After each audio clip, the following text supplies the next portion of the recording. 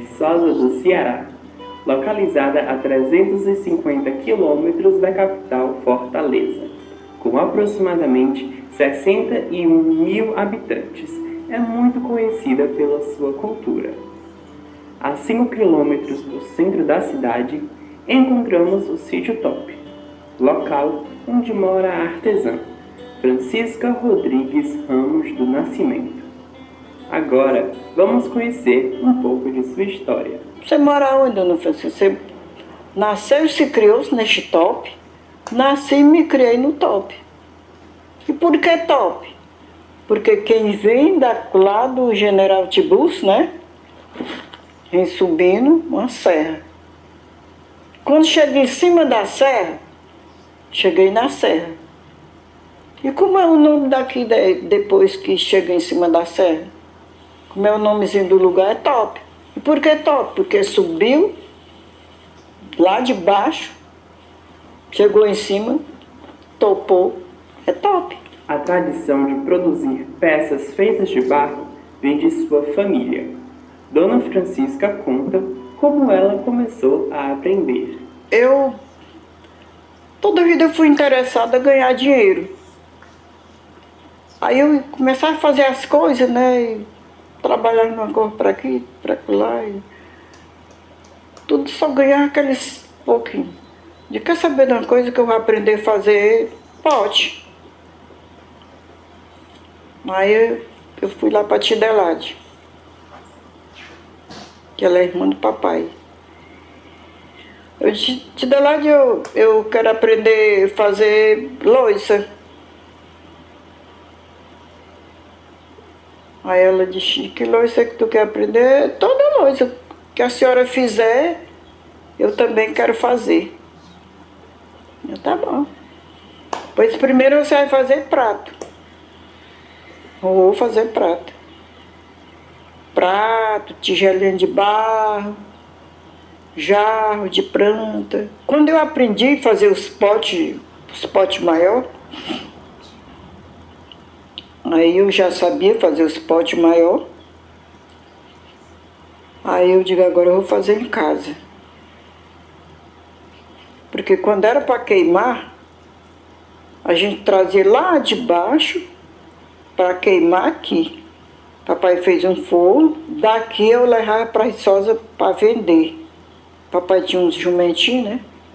E botava nos jumentos, a gente ia vender na rua. Para o poder público, a feira tem uma grande relevância para a cidade, tanto pelo valor cultural quanto pela economia. A feira aqui em Viçosa, ela é um carro-chefe, né? É tradicional, né? Eu tenho 49 anos e cresci vivenciando a própria feira, né?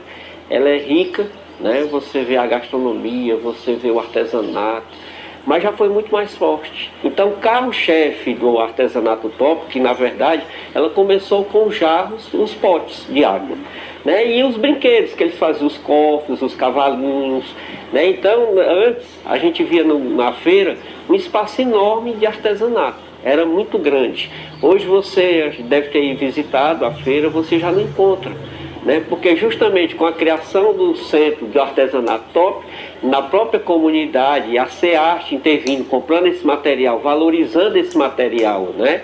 E aí perdeu-se esse espaço, esse contato com o artesão. Ao longo dos anos, a feira foi se transformando e hoje existem poucas peças de artesanato à venda.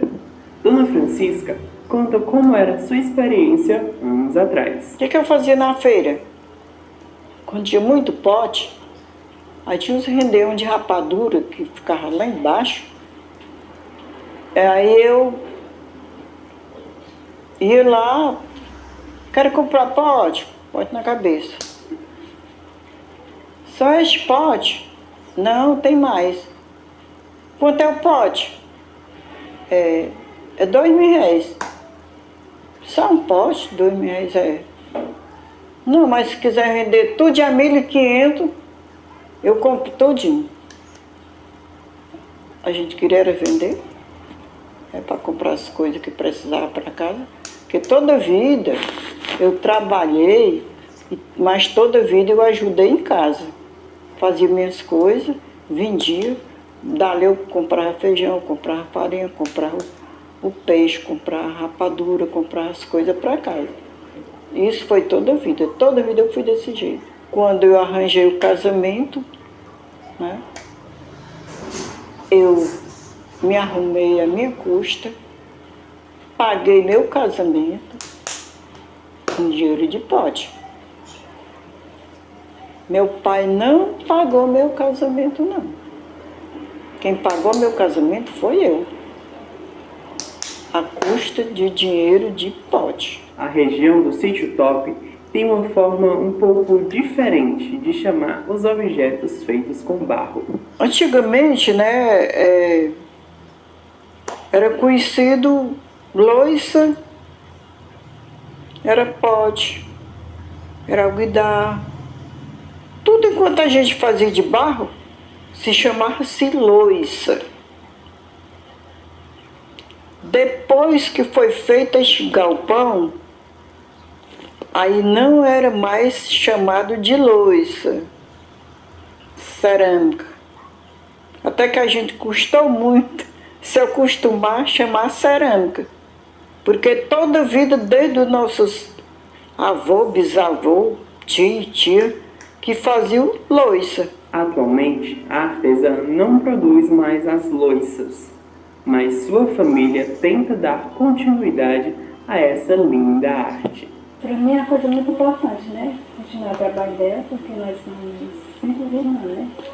Só eu tenho ver essa herança dela, né? Esse trabalho dela, né? Até também.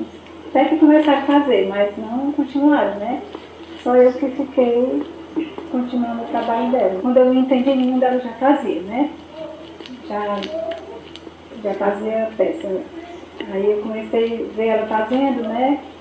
Aí fui ajudando ela a bater barro, peneirar, amassar, alisar, né? Aí depois eu fui, acho que uns 10 anos, sei lá, assim, 8, eu já fui começando a fazer pote pequeno, né? Comecei daqui. Aí depois já fui fazendo maior. E foi assim que eu aprendi. Quer dizer, desde os 8 anos de idade que eu trabalho. A Vanusa, essa Ivana, a Wanda, a Ivone, todas elas eu botei para aprender a fazer essa minha arte. Só que elas nunca quiseram. Só quem ficou na minha arte foi a Vanusa, que ela é mais artista do que eu. Porque o que ela faz, eu não faço. Mas o que eu faço, ela também não faz. Ela faz essas panelas de florzinha, faz as coisas que ela faz que eu não faço. Né? Eu digo, não vou fazer isso aqui não, porque isso aqui é muito trabalhoso, eu vou fazer as minhas mesmo que eu faço. Por ela ser minha mãe, né, eu não nasci com esse dom. Minhas outras irmãs, né, mesmo sendo filha, nasceram com esse dom. Fizeram algumas peças, mas assim, o dom mesmo, quem herdou dela foi a Vanusa. Que a Vanusa é tão artista quanto ela, né? Já eu não herdei esse dom, mas eu sou uma pessoa que eu valorizo a cultura da minha localidade. A artesã já produziu muitas loiças, mas o seu grande diferencial são as bonecas grávidas, ou bonecas buchudas, como ela costuma chamar. Vamos conhecer a história por trás dessas lindas peças. Essa boneca buchuda que tem ali, eu fiz ela buchuda e fiz mais outra boneca buchuda,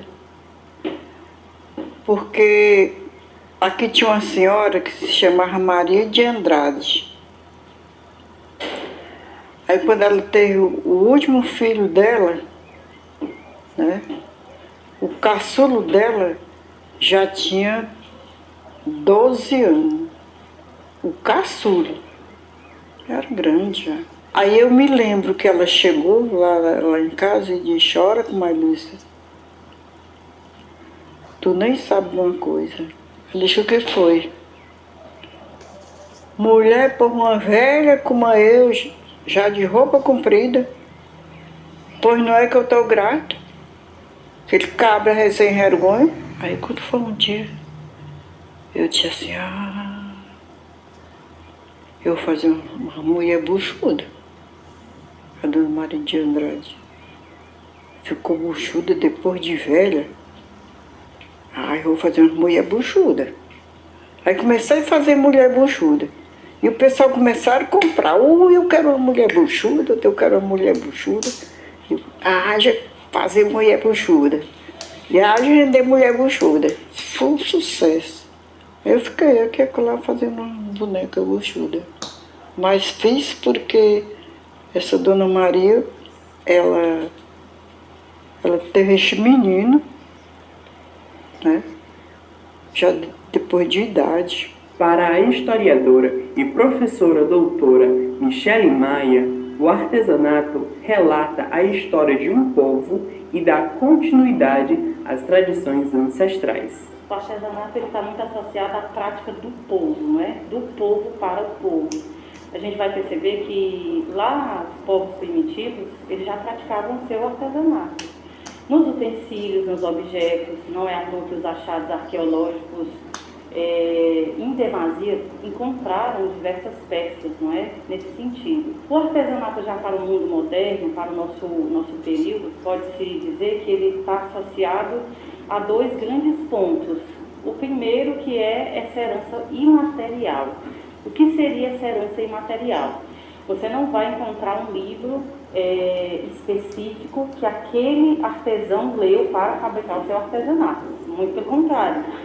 Ele vai falar para você e para os ouvintes que ele aprendeu aquela arte que foi repassada, né, pelo seu pai, ou pela sua mãe, ou pelo seu avô. Ou seja, a primeira coisa que a gente precisa pontuar é que é uma prática cultural, é uma herança imaterial, e aí vários autores da história vão apresentar o que é essa imaterialidade, não é? Essa forma de repassar os conceitos, os hábitos, todas essas práticas. Desde o início a gente já pode perceber que há sim essa associação de como nós podemos ver a cultura de um povo a partir do seu artesanato. Então, de um lado nós temos essa herança material que é repassada de pai para filho. Por outro lado, a gente tem que pensar nessa característica também de como essa cultura ela vai sendo apresentada para o público e ela vai ser representada, não é? Vai representar ali uma dada sociedade, desde a cultura do barro, desde a questão da própria rendeira, como outros e outros que nós temos aqui no nosso Ceará. Os ancestrais de Dona Francisca tiveram uma grande importância para o desenvolvimento do seu trabalho com barro. Os bisavôs do meu pai, eles eram índio puro. Se eu sou descendente de índio, quem é que pode dizer que não? Mas a senhora não acha ruim, não? Quem pergunta à senhora se a senhora é descendente de índio? Eu digo não. Não, porque meus pais sempre diziam que os tataravô deles era índio. Muita gente diz, olha, o que é que tem aqui que caracteriza na cidade esses indígenas? Tem duas coisas. É a construção da igreja, que nós vemos lá a pedra, o barro, o óleo de baleia, e nós temos também no artesanato top essa grande expressão indígena, que ela foi descendente de seus pais, de seus avós, né, que vinham trazendo dessa arte de moldar o barro, né, de transformar o barro em uma arte preciosa, que são as suas bonecas, são suas peças, que ela tanto faz com amor. Com tanta história, talento e dedicação, não é de se admirar que Dona Francisca tenha recebido muitos certificados pelo seu trabalho, mas o principal deles é o título de Mestre da Cultura do Ceará, recebido em junho de 2005. A partir de 2006, o nome do título é alterado para Tesouros Vivos da Cultura do Ceará. A lei original tem o título de Mestres da Cultura. Tempos depois, a lei se modifica e ganha esse nome que tem hoje, Lei dos Tesouros Vivos, certo? Porque a gente entende que existem inúmeros mestres e mestras da cultura no Ceará, certo? E quando a gente certifica, dá um certificado, diz que o Estado reconhece aquele saber fazer, na verdade, ele está patrimonializando um tesouro vivo, que é um conceito que vem da legislação de patrimônio até da Unesco. Com o programa Tesouros Vivos, o que o Estado quer é reconhecer a importância desse saber fazer da pessoa, certo? Estimulando essa pessoa a continuar repassando esses saberes para que eles não se percam, para que essa tradição ela não se perca. São saberes que nessa sociedade industrial, em que tudo é produzido em larga escala, são saberes que estão se tornando cada vez mais escassos, né? E aí é valorizar essas maestrias, esses saberes, de modo que eles possam ser perpetuados para outras gerações. Esse título de mestre da cultura foi uma coisa que me surpreendeu. Né? Me surpreendeu mesmo. Porque eu nunca pensei, né? Foi uma coisa que eu toda a vida fiz essas peças,